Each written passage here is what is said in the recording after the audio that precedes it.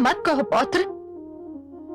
यदि मेरे होते हुए मेरे लाडले पौत्र को दुख हुआ तो ये मैं सहन नहीं कर सकती। मैं अपने पुत्र प्रहलाद को तुम्हारे पक्ष में निर्णय देने के लिए विवश कर दूंगी। समझ लो, दीपावली तुम्हारी हो गई। ये आप कैसे कह सकती हैं दादीश्री? मैंने उसे पिता प्रेम के लिए तड़पते देखा है। मैंने उसे अपने पिता से प्रेम की भिक्षा मांगते हुए देखा है। भला ऐसा व्यक्ति अपने पुत्र को अपने प्यार से वंचित कैसे रख सकता है? आपका तर्क मेरी समझ में आता है दादीश्री, किंतु पता नहीं क्यों मुझे विश्वास नहीं होता कि ऐसा ही होगा। ऐसा ही होगा पुत्र, विश्वास करो।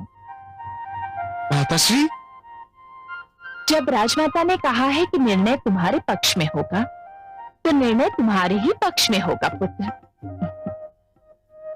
मैंने जब सारी कहानी सुनी थी तो मुझे बहुत चिंता हो गई थी, परंतु अब राजमाता की बात सुनकर मेरी वो चिंता दूर हो गई। महाराज राजमाता से बहुत प्रेम करते हैं, वे उनकी बात कदापि नहीं टाल सकते। मैंने महाराज के रोम रोम से प्रसन्नता झलकते हुए देखी थी जब तुम युवराज बने थे पुत्र।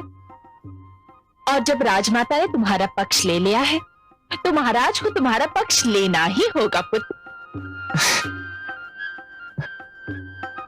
आपकी ये बात सुनकर माताश्री मैं संतुष्ट हो गया और दादीश्री से बात करके मेरे मन का बोझ हल्का हो गया। प्रणाम दादीश्री। आयुष्मान भव पौत्र। प्रणाम माताश्री। सुखी रहो मेरे लाल।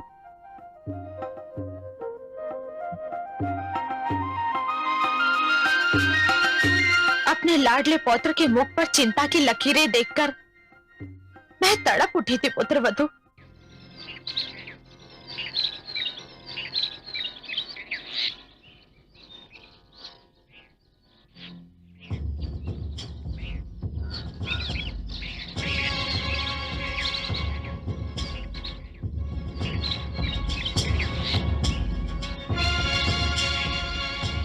पिताश्री, ये भी लीजिए ना।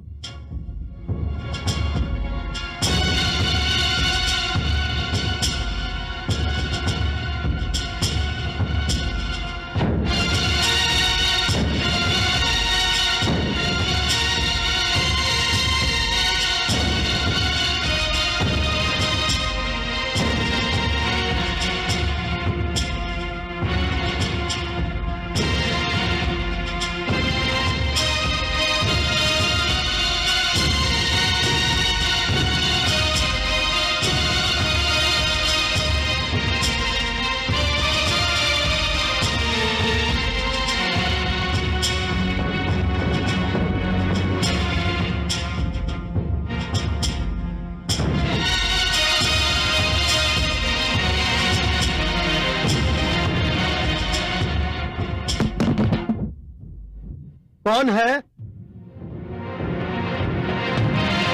पिताश्री, मैं देखती हूँ।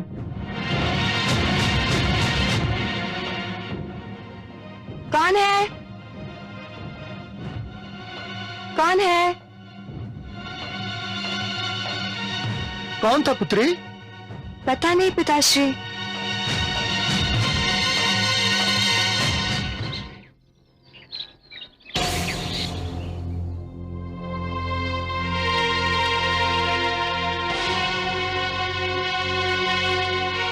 सुना है मेरे पिताश्री तुमसे मिलने आए थे। तुमने सत्य सुना है मित्र, तुम्हारे पिताश्री मुझसे मिलने आए थे। क्यों? मुझसे यह पूछने के लिए कि दीपावली को तुम्हारे अथवा मेरे लिए चुनने के लिए उन्हें अपना न्यायाधीश बनना मुझे स्वीकार है या नहीं। तो तुमने क्या कहा? मैंने उनसे कहा कि मुझे उनका न्यायाधीश बनना स्वीकार है। मुझे तुमसे सहानुभूति हो रही है ऋषि पुत्र। क्यों? क्योंकि ऐसा करके मानो तुमने आत्महत्या कर ली हो। अर्थात तुम नहीं जानते मेरे पिताश्री अपने मन में मेरे प्रति कितना स्नेह रखते हैं। वो मेरे विरुद्ध कदापि निर्णय नहीं देंगे।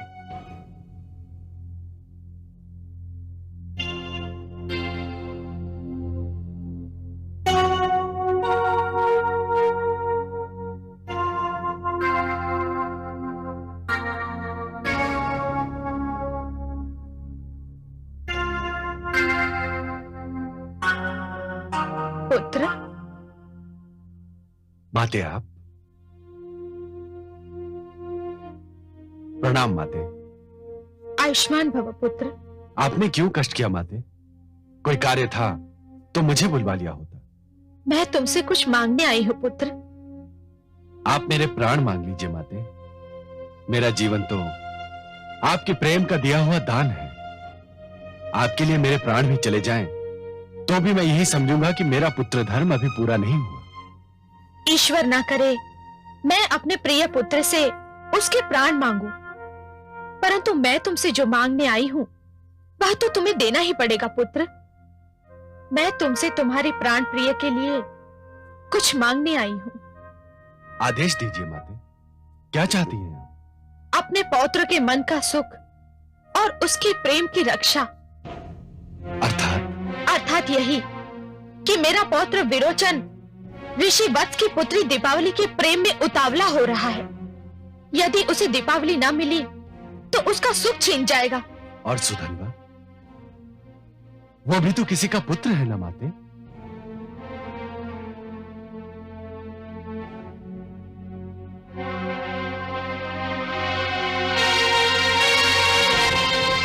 उलझ गया। मेरा पुत्र एक बार फिर विकट समस्या में उलझ गया। कौन उलझ गया महादेवी? मेरा प्रहलाद, और कौन? जब वो बालक था तो समस्याएं उसके सामने एक एक करके आती थी, किंतु अब कई समस्याएं, कई प्रश्न उसके समक्ष नाग के समान फन फैलाए खड़े हैं। न्याय की समस्या, व्यवस्था की समस्या, मर्यादा की समस्या, किस किस की सुनेगा वो?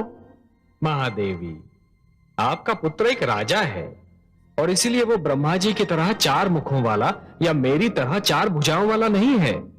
उसे तो सब कुछ अकेले ही करना पड़ता है। मुझे तो लगता है कि आपका पुत्र प्रहलाद इस समस्या को भी सरलता से सुलझा लेगा। नहीं कमल नयन, लगता है उसके प्रति आपका स्नेह कुछ कम हो गया है। हे पद्मनाभ, आप वो नहीं देख रहे जो मैं देख रही हूँ। कन्या दीपावली, उसके पिता और तो और अंगिरा पुत्र सुधनवा ने भी उसके समक्ष श्रेष्ठता का चुनाव करने की चुनौती रखती है, किंतु योग्यता का आधार क्या होगा? विरोचन पुत्र प्रहलाद को अत्यंत प्रिय है। राजमाता कयाधु का भी वो लाडला है। एक और स्नेह संबंधों की बेड़ियां तो दूसरी ओर न्याय की मांग।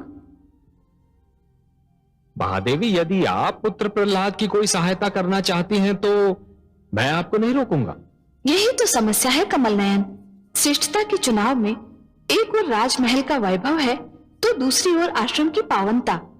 एक ओर बल है तो दूसरी ओर साधना। एक ओर समस्त सुविधाएं हैं तो दूसरी ओर अपार शांति। एक ओर अधिकार ही अधिकार है तो दूसरी ओर समर्पण ही समर्पण।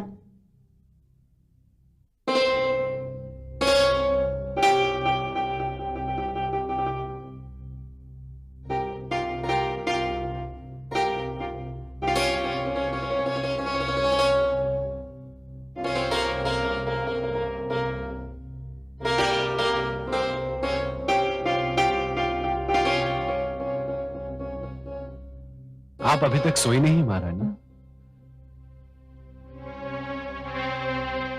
मैं आपकी प्रतीक्षा कर रही थी स्वामी। आपकी आंखों से मुझे कोई प्रश्न झांकता दिखाई दे रहा है। हाँ स्वामी, आप चाहें तो इसे प्रश्न भी कह सकते हैं, परंतु मेरे लिए एक प्रश्न से अधिक प्रार्थना है। आज सभी संकेतों की भाषा में बात कर रहे हैं। स्वामी, मैं ये पूछना चाहती हूँ कि आपने ऋषिवत्स की पुत्री दीपावली के भविष्य के विषय में क्या सोचा है? परंतु मुझे तो समस्त प्रजा के बारे में सोचना पड़ता है। मैं अपनी प्रजा का संरक्षक हूं। स्वामी, दीप पहले अपने घर में जलाया जाता है, फिर किसी और के। हाँ, परंतु मार्ग पर दिए जलाना भी एक राजा का ही कर्तव्य है। मैं कुछ नहीं जानती स्वामी। आज तक मैंने आपसे कुछ नहीं मांगा। आज पहली बार मैं अपने पुत्र का सुख मांग रही हूं। कृपा कीजिए मुझ पर स्वामी, कृपा करके उसे उसकी दीपावली दे दीजिए। देवी, आप मुझसे उसका सुख मांग रही हैं जिसका दुख स्वयं मेरे लिए असहनीय है। वो मेरा भी पुत्र है देवी। तो फिर संकोच किस बात का है स्वामी?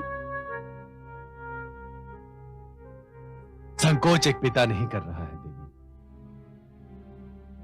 संकोच एक न्यायाधीश कर रहा है। मुझे स्वयं दीपावली बहुत प्यारी लगती है। ऐसी प्यारी पुत्र वधू पाने के लिए कौन पिता उत्सुक न होगा। प्रेम मुझे एक ओर खींच रहा है और न्याय मुझे दूसरी ओर, और मैं किसी निष्कर्ष पर नहीं पहुंच पा रहा हूं। मैं जानता हूं कि मैं पुत्र विरोचन का दुख नहीं देख सकता। उसकी आवश्यकता भी नहीं है स्वामी। दीपावली को पुत्र विरोचन के लिए चुनकर आप कोई अन्याय नहीं करेंगे। पुत्र विरोचन ने दीपावली के मन में भी तो घर कर लिया है।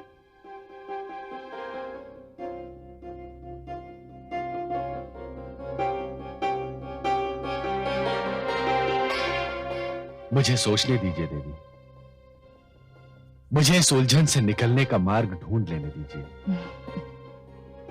अवश्य सोचिए स्वामी, परंतु मैं जानती हूं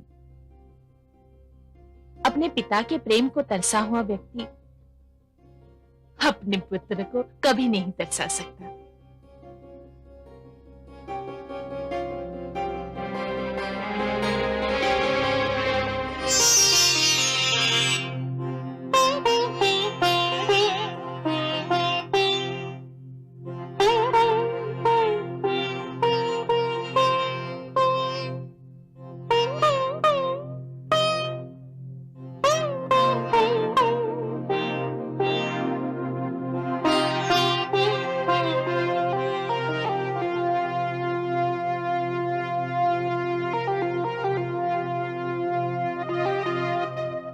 क्या बात है महादेवी, किसी गहरी चिंता में लीन हैं आप?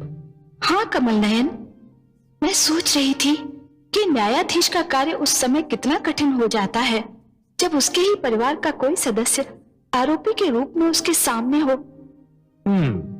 आपकी चिंता स्वाभाविक है, परंतु यही तो वो घड़ी भी होती है महादेवी जब ये पता चलता है कि न्यायाधीश की न्याय और न्याय प्रणाली पर कितनी आस्था और अटूट विश्वास है। वो न्याय को जीवन और सभ्यता का एक अटूट अंग मानता है या फिर आए दिन होने वाली साधारण घटना।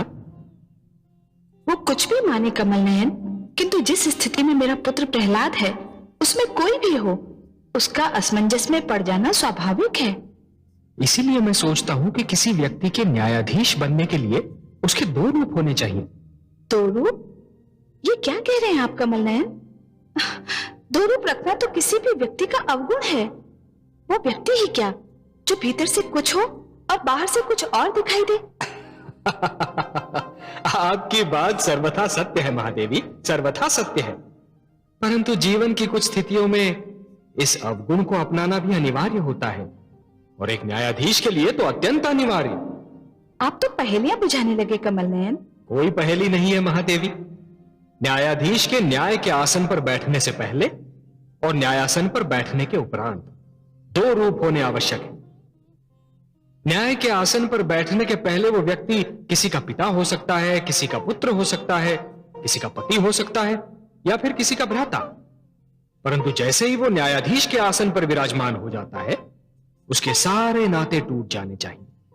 उसे केवल न्यायाधीश रहना चाहिए।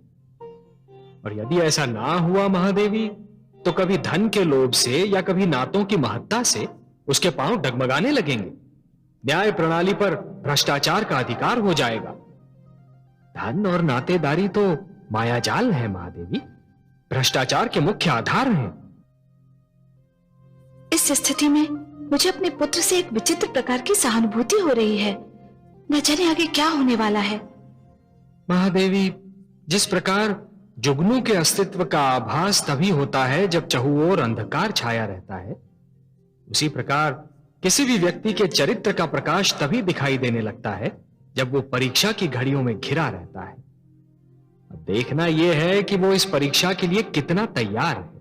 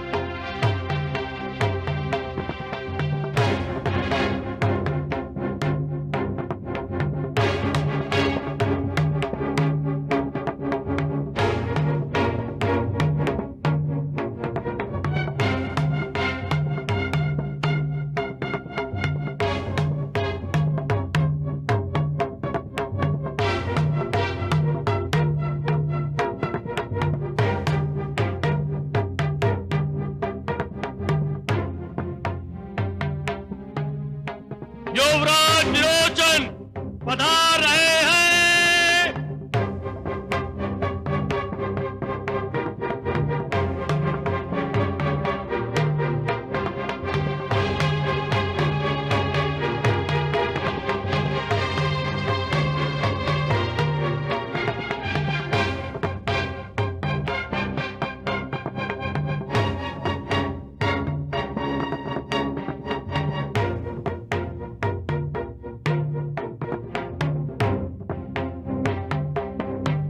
नहीं विरोचन,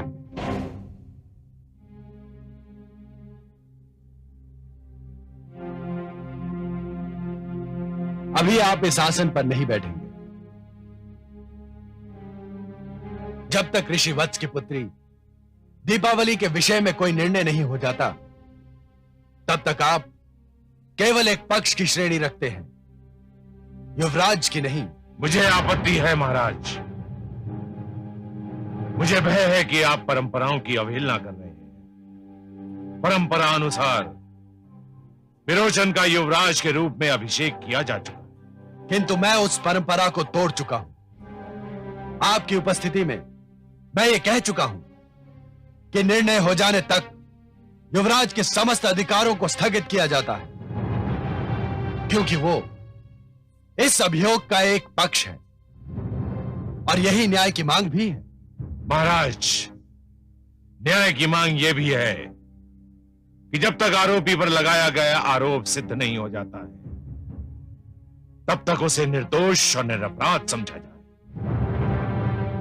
शास्त्रों के अनुसार भी जब तक यह सिद्ध नहीं हो जाता कि युवराज ने वास्तव में कोई अनुचित कार्य अथवा अपराध किया है, तब तक उन्हें युवराज के आसन पर बैठने से रोका नहीं जा सकता।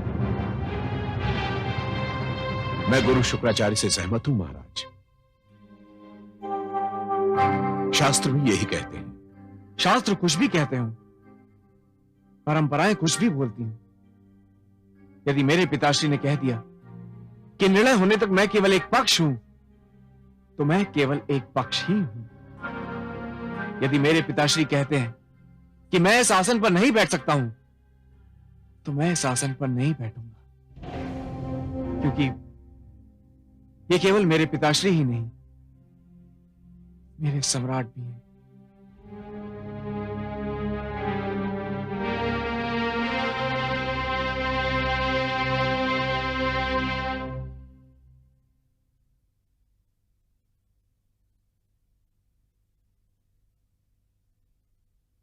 मेरे समक्ष एक जटिल समस्या है।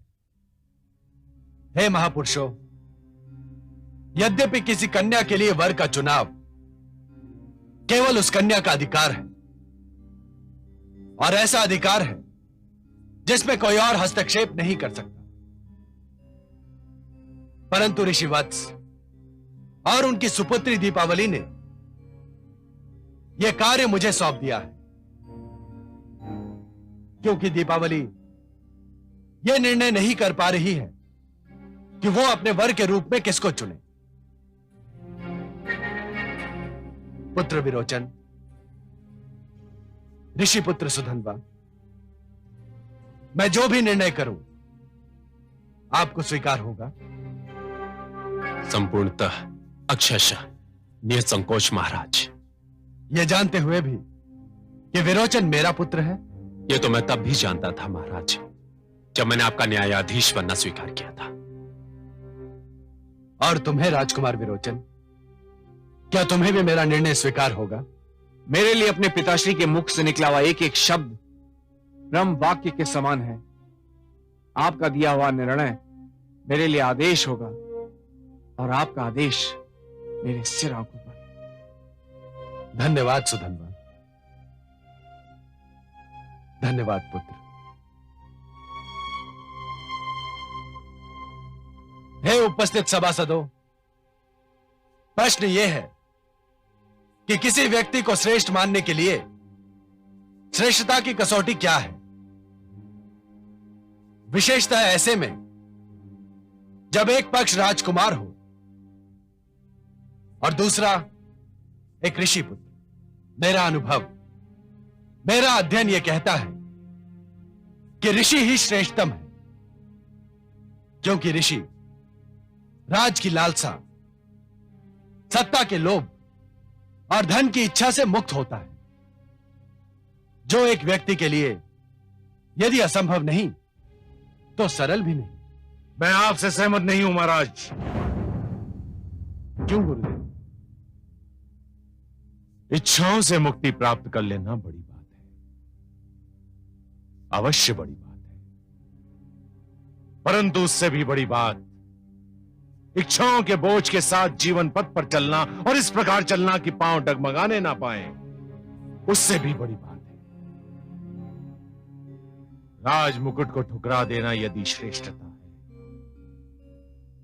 तो ये जानते हुए कि राज मुकुट में कांटे भी होते हैं, उसे पहन लेना भी तो श्रेष्ठता का चिन्ह है। राजा होना भी तपस्वी होने से कम नहीं होता। राजा जब केवल अपना ना होकर सारी प्रजा का हो जाता है, तो वो किसी ऋषि से कम महान नहीं रह जाता। और इसका सर्वोत्तम उदाहरण महाराज स्वयं आप हैं। सारा संसार जानता है कि आपने प्रजा के लिए अपने आप को त्याग दिया, और मैंने युवराज विरोचन को यही शिक्षा दी है।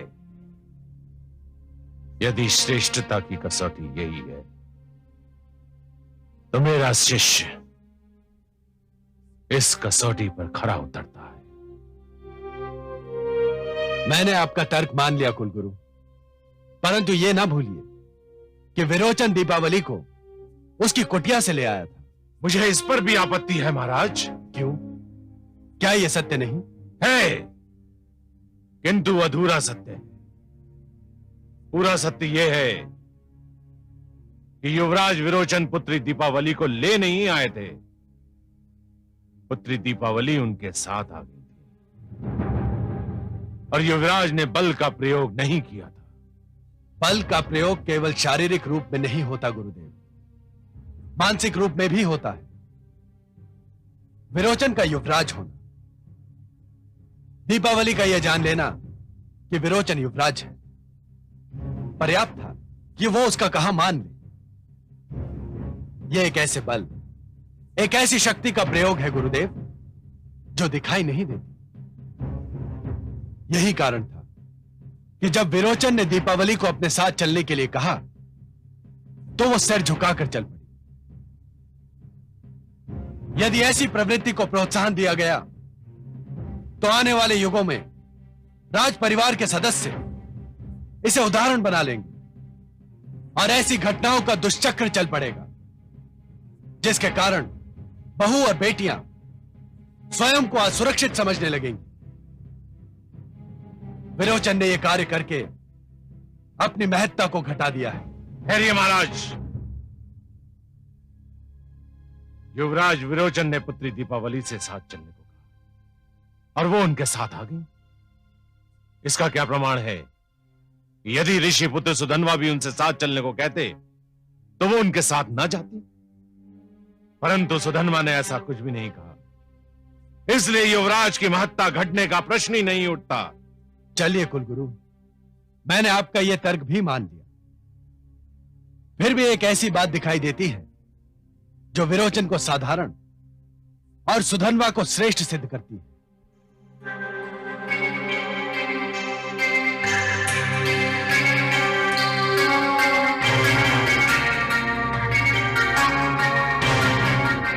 दीपावली विरोचन और सुधन्वा दोनों को भा गई थी और विरोचन उसे अपने साथ ले आया।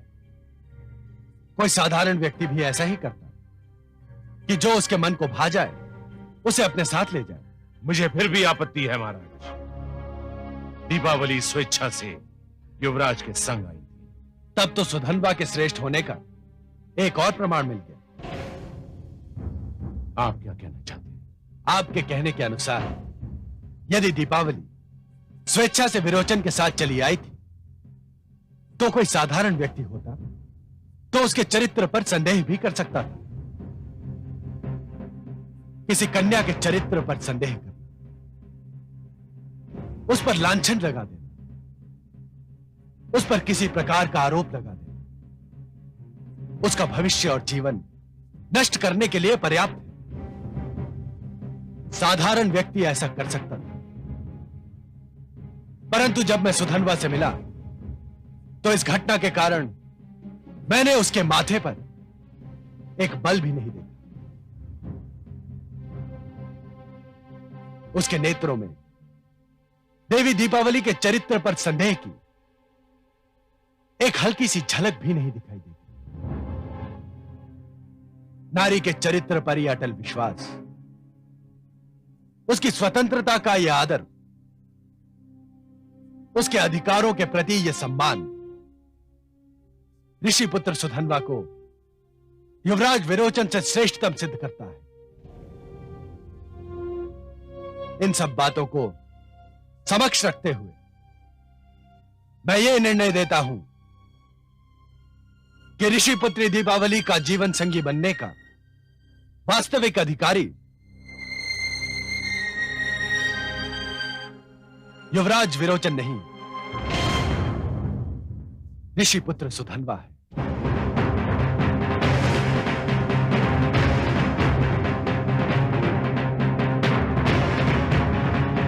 बधाई हो मित्र, बधाई हो।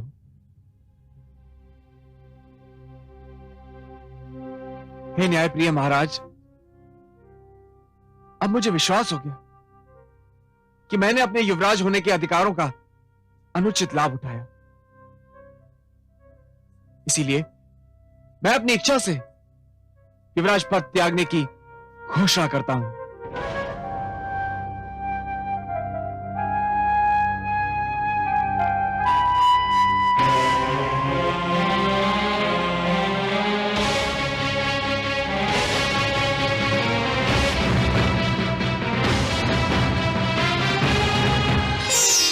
कमल नयन, कहिए देवी। धन्य है आपका पुत्र प्रहलाद, धन्य है। आज सारे संसार के साथ साथ मुझे भी उस पर गर्व हो रहा है। और क्यों न हो, जब कोई संतान किसी बड़ी परीक्षा में पूर्ण अंकों से उत्तीर्ण होती है तो माता पिता की प्रसन्नता देखने योग्य होती है महादेवी। हाँ पद्मनाभ, आज प्रहलाद ने जो कर दिखाया उससे आने वाली पीढ़ियां प्रेरणा लेंगी। उसने ये सिद्ध कर दिया कि राजधर्म के समक्ष पितृधर्म, पुत्र धर्म और पति धर्म कुछ महत्व नहीं रखता। न्याय के आसन पर बैठकर राजा केवल न्यायाधीश ही होता है। हाँ महादेवी, आज यदि प्रहलाद ने अपने पुत्र विरोचन के पक्ष में निर्णय दे दिया होता तब भी कोई उस पर अविश्वास नहीं करता, सभी उसे स्वीकार कर लेते। परंतु हमारे पुत्र प्रहलाद ने आज लोगों के उस विश्वास की रक्षा की है जो राजा बनाते समय लोगों ने उस पर किया था।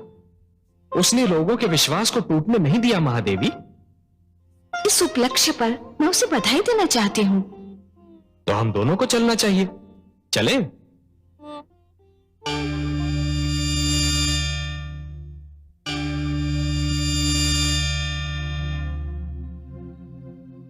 पुत्र,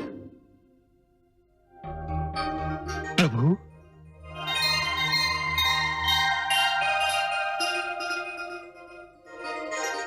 आयुष्मान भव। हे गरुड़ध्वज, हे माता राजराजेश्वरी, आप दोनों यहां? यह मेरा सौभाग्य नहीं तो और क्या है। हम तुम्हें तुम्हारे निर्णय पर बधाई देने आए हैं। माते, मेरे किस निर्णय पर प्रसन्न होकर आप दोनों मुझे दर्शन देने यहां आए? पुत्र प्रहलाद, तुमने जो निर्णय किया वो कोई साधारण कार्य नहीं था पुत्र। हे प्रभु, मैंने तो केवल आपके बनाए गए नियमों का पालन किया है। निस्संदेह पुत्र, निस्संदेह। परंतु फिर भी वो कार्य इतना सरल नहीं था। शालीनता का पूर्ण पालन करने के उपरांत भी तुमने अपने ही पुत्र विरोचन को सुधनवा से अधिक श्रेष्ठ नहीं ठहराया। दोनों की श्रेष्ठता में बहुत सूक्ष्म रेखा थी पुत्र। ऋषिपुत्र के पास तपोबल था जिसका प्रयोग उसने नहीं किया, परंतु तुम्हारा राजपुत्र विरोचन राजबल का प्रयोग कर बैठा। हे प्रहलाद, यह निर्णय करने में तुम्हें अपनी ही माता कयाधु की सारी स्नेह सरिता को भूलना पड़ा होगा। महारानी धृति की सारी याचनाओं को ठुकराना पड़ा होगा। अपने ही पिता होने की भावना को कुचलना पड़ा होगा। हे पद्मनाभ, यही तो राजा का धर्म है। अवश्य पुत्र, अवश्य। अब तक तुम केवल एक भक्त थे, अब धर्मात्मा भी बन गए। यह सारा संसार तुम्हें एक महामानव के रूप में स्मरण करेगा। मांगो पुत्र, मांगो, तुम्हारी जो इच्छा हो मांगो। बस अब और क्या इच्छा होगी। नदी अपनी यात्रा समाप्त कर सागर तक आ पहुंची है और आप उसे वापस मोड़ना चाहते हैं। हां प्रभु, अब तो केवल ज्ञान चाहिए, वैराग्य चाहिए। मैं अपने इन समस्त उत्तरदायित्वों से मुक्त होना चाहता हूं प्रभु। अब तो केवल आपके रूप का, आपके नाम का स्मरण करना चाहता हूं। तथास्तु। परंतु पुत्र, एक निर्णय जो तुमने किया है, मैं चाहता हूं कि तुम उस निर्णय को वापस ले लो। विरोचन को अपने अधिकारों से वंचित मत करो पुत्र। उसका राज्याभिषेक कर दो। अपनी प्रजा के प्रति तुम्हारा यह अंतिम उत्तरदायित्व है। उसका निर्वाह करो और तत्पश्चात संन्यास ग्रहण करो। जैसी आपकी आज्ञा प्रभु। अपने भक्त का प्रणाम स्वीकार करें। माता, अपने पुत्र का प्रणाम स्वीकार करें। आयुष्मान भव। कन्या किसको प्राप्त हो जब यह उठा विवाद। राजधर्म की राह से डिगा नहीं प्रहलाद। पुत्र मोह को रखा न्याय का मान। सब समान जिसके लिए राजा वही महान, राजा वही महान।